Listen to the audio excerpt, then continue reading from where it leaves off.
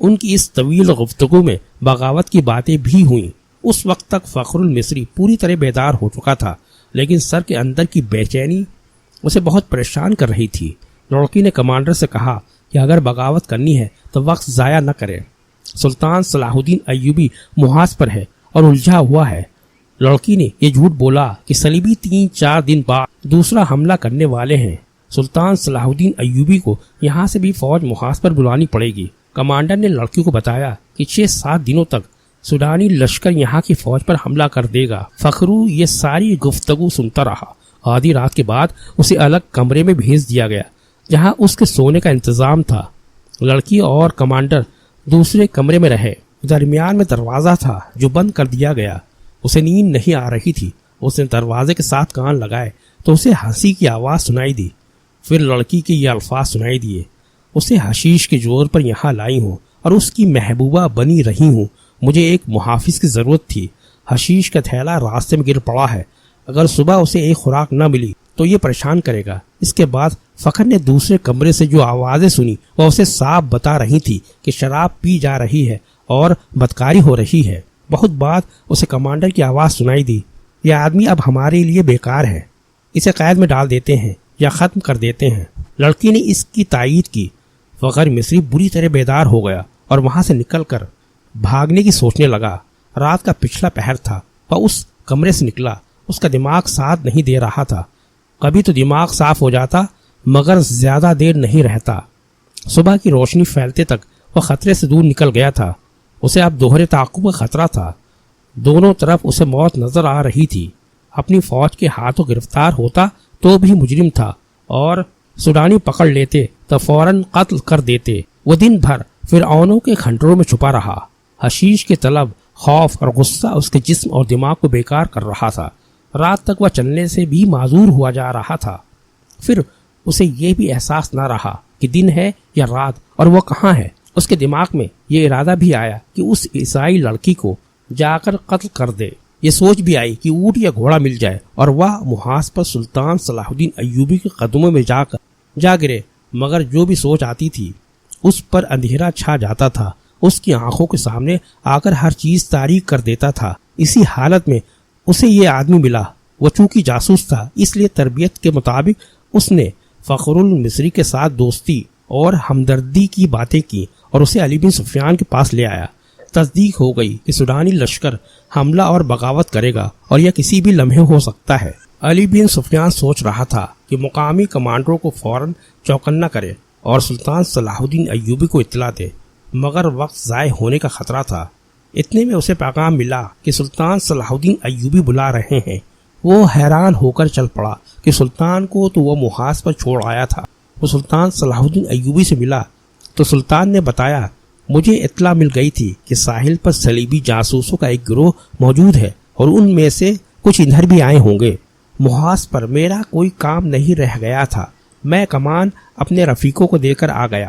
دل اس قدر بے چین تھا کہ میں یہاں بہت بڑا خطرہ محسوس کر رہا تھا۔ یہاں کی کیا خبر ہے؟ علی بن سفیان نے اسے ساری خبر سنا دی اور کہا، اگر آپ چاہیں تو میں زبان کا ہتھیار استعمال کر کے بغاوت کو روکنے کی کوشش کروں یا سلطان جنگی کی مدد آنے تک ملتوی کرا دوں۔ میں جاسوس کو ہی استعمال کر سکتا ہوں۔ ہماری فوج بہت کم ہے، حملے کو نہیں روک سکے گی۔ سلطان صلاح الدین ایوبی ٹہلنے لگا۔ اس کا سر جھکا ہوا تھا۔ وہ گہری سوچ میں کھو گیا تھا اور علی بن سفیان اسے دیکھ رہا تھا۔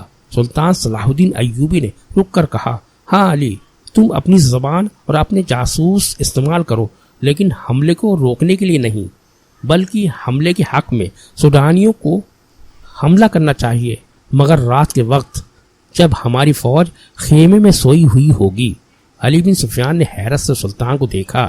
سلطان صلاح الدین ایوبی نے علی بن سفیان کو یہ ہدایت بڑی سختی سے دی، سب کو یہ بتا دینا کہ میرے متعلق ان کے سوا کسی اور کو معلوم نہ ہو سکے کہ محاذ سے یہاں آ گیا ہوں۔ سوڈانیوں سے میری یہاں موجودگی کو پوشیدہ رکھنا بے حد ضروری ہے۔ میں بڑی احتیاط سے خفیہ طریقے سے آیا ہوں۔ 3 راتیں بعد قاہرہ تاریک رات کی آغوش میں گہری نیند سویا ہوا تھا۔ ایک روز پہلے قاہرہ کے لوگوں نے دیکھا تھا کہ ان کی فوج جو مصر سے تیار کی گئی تھی شہر سے باہر جا رہی ہے۔ انہیں بتایا گیا کہ فوج جنگی مشق کے لیے شہر سے باہر گئی ہے۔ نیل کے کنارے جہاں ریتیلی چٹان اور ٹیلے ہیں، وہاں دریا اور ٹیلوں کے درمیان فوج نے جا کر خیمے گاڑ دیے تھے۔ فوج پیدل بھی تھی، سوار بھی۔ رات کا پہلا نصف گزر رہا تھا کہ قاہرہ کے سوئے ہوئے باشندوں کو دور قیامت کا شور سنائی دیا۔ گھوڑوں کے سرپٹ بھاگنے کی آوازیں بھی سنائی دی۔ سوئے ہوئے لوگ جاگ اٹھے۔ وہ سمجھے کہ فوج جنگی مشق کر رہی ہے، مگر شور قریب آتا اور بلند ہوتا گیا۔ لوگوں نے چھتوں پر چڑھ کر دیکھا، آسمان لال سرخ ہو رہا تھا۔ باس نے دیکھا کہ دور دریائے نیل سے آگ کے شعلے اٹھتے اور تاریک رات کا سینہ چاک کر کے خشکی پر کہیں گرتے تھے۔ پھر شہر میں سینکڑوں سرپٹ دوڑتے گھوڑوں کی ٹاپ سنائی دی۔ شہر والوں کو ابھی معلوم نہیں تھا کہ یہ جنگی مشق نہیں، باقاعدہ جنگ ہے، اور جو آگ لگی ہوئی ہے اس میں سوڈانی لشکر کا خاصا حصہ زندہ جل رہا ہے۔ یہ سلطان صلاح الدین ایوبی کی ایک بے مثال چال تھی۔ اس نے دارالحکومت میں مقیم قلیل فوج کو دریائے نیل اور ریتیلے ٹیلوں کے درمیان وسیع میدان میں خیمہ زن کر دیا تھا۔ علی بن سفیان نے اپنے فن کا مظاہرہ کیا تھا۔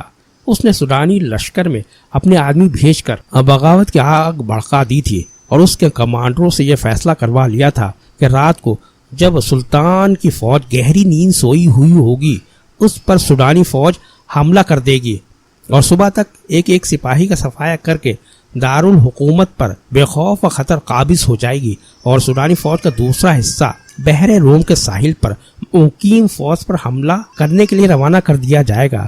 اس فیصلے اور منصوبے کے مطابق سوڈانی فوج کا ایک حصہ نہایت خفیہ طریقے سے رات کو بحر روم کے محاذ کی طرف روانہ کر دیا گیا، اور دوسرا حصہ دریائے نیل کے کنارے خیمہ زن فوج پر ٹوٹ پڑا۔ اس فوج نے سیلاب کی طرح 1 میل وسعت میں پھیلی ہوئی خیمے گاہ پر حلہ بول دیا اور بہت ہی تیزی سے اس علاقے میں پھیل گئی۔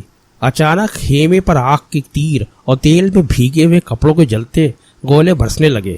نیل بھی آگ برسانے لگی، خیموں کو آگ لگ گئی اور شعلے آسمان تک پہنچنے لگے۔ سوڈانی فوج کو خیمے میں سلطان صلاح الدین ایوبی کی فوج کا نہ کوئی سپاہی ملا، نہ گھوڑا، نہ کوئی سوار۔ اس فوج کو وہاں تمام خالی خیمے ملے، کوئی مقابلے کے لیے نہ اٹھا، اور اچانک آگ ہی آگ پھیل گئی۔ انہیں معلوم نہ تھا کہ سلطان صلاح الدین ایوبی نے رات کے پہلے پہر خیمے سے اپنی فوج کو نکال کر ریتیلے ٹیلوں کے پیچھے چھپا دیا تھا، اور خیمے میں خشک گھاس کے ڈھیر لگوا دیے تھے۔ خیمے پر اور اندر بھی تیل چھڑک دیا تھا۔ اس نے کشتیوں میں چھوٹی منجنکیں رکھوا کر شام کے پاس ضرورت کی جگہ بھجوا دی تھی۔ جیسے ہی سوڈانی فوج خیمے گاہ میں آئی، سلطان صلاح الدین ایوبی کی چھپی ہوئی فوج نے آگ والے تیر اور نیل سے کشتیوں میں رکھی ہوئی منجینکوں نے آگ کے گولے پھینکنے شروع کر دیے۔ خیمے کو آگ لگی تو گھاس اور تیل نے وہاں دوزخ کا منظر بنا دیا۔ سوڈانیوں کے گھوڑے اپنے پیادہ سپاہیوں کو رودنے لگے۔ سپاہیوں کے لیے آگ سے نکلنا ناممکن ہو گیا، چنانچہ چیخوں نے آسمان کا جگر چاک کر دیا۔ اس قدر آگ نے رات کو دن بنا دیا۔ سلطان صلاح الدین ایوبی کی مٹھی بھر فوج نے آگ میں جلتی سوڈانیوں کی فوج کو گھیرے میں لے لیا۔ جو آگ سے بچ کر نکلتا تھا وہ تیروں کا نشانہ بن جاتا تھا۔ جو فوج بچ گئی وہ بھاگ نکلی۔ ادھر سوڈانیوں کی جو فوج محاذ کی طرف سلطان کی فوج پر حملہ کرنے جا رہی تھی، اس کا بھی سلطان صلاح الدین ایوبی نے انتظام کر رکھا تھا۔ چند ایک دستے گھات لگائے بیٹھے تھے۔ ان دستوں نے اس فوج کے پچھلے حصے پر حملہ کر کے ساری فوج میں بھگدڑ مچا دی۔ یہ دستے جو ایک حملے میں نقصان کر سکتے تھے کر کے اندھیرے میں غائب ہو گئے۔ سوڈانی فوج سنبھل کر چلی تو پچھلے حصے پر 3 حملے ہوئے۔ سوڈانی سپاہی اس سے بددل ہو گئے۔ انہیں مقابلہ کرنے کا تو موقع ہی نہیں ملا تھا۔ دن کے وقت کمانڈروں نے بڑی مشکل سے فوج کا حوصلہ بحال کیا، مگر رات کے دوران ان کا پھر وہی حشر ہوا۔ دوسری رات تاریکی میں ان پر تیر بھی برسے۔ انہیں اندھیرے میں گھوڑے دوڑنے کی آواز سنائی دیتی تھی، جو ان کی فوج عقب میں کشت و خون کرتی دوڑی چلی جا رہی تھی۔ 3-4 یورپی مورخوں نے، جن میں لین پول اور ولیم خاص طور پر قابل ذکر ہیں، لکھا ہے کہ دشمن کی کثیر نفری پر رات کے وقت چند ایک سواروں سے عقبی حصے پر شب خون مارنا اور غائب ہو جانا سلطان صلاح الدین ایوبی کی ایسی جنگی چال تھی جس نے آگے چل کر صلیبیوں کو بہت نقصان پہنچایا۔ اس طرح سلطان صلاح الدین ایوبی دشمن کی پیش قدمی کی رفتار کو بہت سست کر دیتا تھا اور دشمن کو مجبور کر دیتا تھا کہ وہ اس کی پسند کے میدان میں لڑے جہاں سلطان نے جنگ کا پاسا پلٹنے کا انتظام کر رکھا ہوتا تھا۔ ان مورخوں نے سلطان کے ان جانباز سواروں کی ضرورت اور برق رفتاری کی بہت تعریف کی ہے۔ آج کے جنگی مبصر جن کی نظر جنگوں کی تاریخ پر ہے رائے دیتے ہیں کہ آج کے کمانڈو اور گوریلا آپریشن کا موجد سلطان ہے، وہ اس طریقہ جنگ سے دشمن کے منصوبے درہم برہم کر دیا کرتا تھا۔ سوڈانیوں پر اس نے یہی طریقہ اپنایا اور صرف 2 راتوں کے بار بار کے شب خون سے اس نے سوڈانی سپاہیوں کا لڑنے کا جذبہ ختم کر دیا۔ ان کی قیادت میں کوئی داغ نہ تھا، یہ قیادت فوج کو سنبھال نہ سکی۔ اس فوج میں علی بن سفیان کے بھی آدمی سوڈانی سپاہیوں کے بحث میں موجود تھے۔ انہوں نے یہ افواہ پھیلا دی کہ عرب سے ایک اور لشکر آیا ہے جو انہیں کاٹ کر رکھ دے گا۔ انہوں نے بدلی اور فراری کا رجحان پیدا کرنے میں پوری کامیابی حاصل کی۔ فوج غیر منظم ہو کر بکھر گئی۔ نیل کے کنارے اس فوج کا جو حشر ہوا وہ ہیبت ناک تھا۔ یہ افواہ غلط ثابت نہ ہوئی کہ عرب سے فوج آ رہی ہے۔ نور الدین جنگی کی فوج آ گئی جس کی نفری بہت زیادہ نہیں تھی۔ بعض مورخوں نے 2000 سوار اور 2000 پیادہ لکھی ہے، بعض کے اعداد و شمار اس سے کچھ زیادہ۔ تاہم یہ سلطان صلاح الدین ایوبی کو سہارا مل گیا اور اس نے فوراً اس کمک کی قیادت سنبھال لی۔